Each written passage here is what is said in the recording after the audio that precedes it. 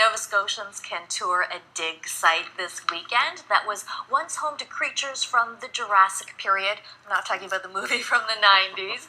There is a guided tour tomorrow from the Fundy Geological Museum to visit the dinosaur fossil site at Wasson Bluff. Yes, it's where researchers recently found some of the oldest dinosaur bones in Canada. Jacqueline Hansen went to the site to dig into what visitors can expect to see.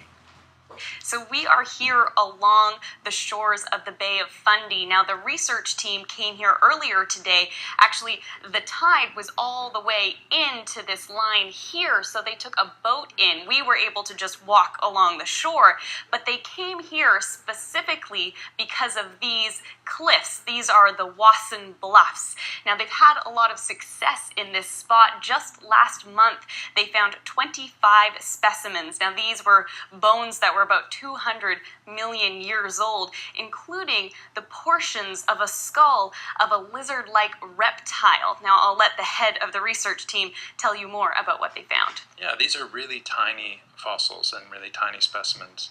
The lizard-like reptile was the size of a mouse, so the skull that we have, portions of skulls are smaller than a dime.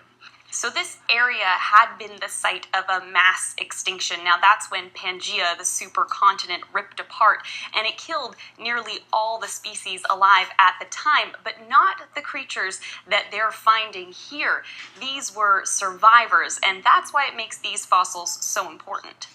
They're interesting evolutionary questions you can start to ask once you have assembled together a collection of specimens. So why did particular groups of animals survive? Why did, within the one group, was it their size? Did they have an innovation in their teeth, or perhaps the way they moved?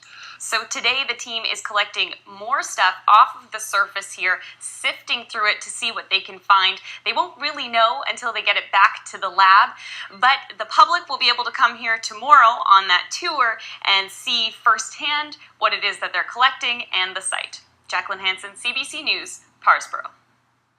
I bet a lot of people will be making it out there tomorrow. Right here in Nova Scotia. I noticed a lot of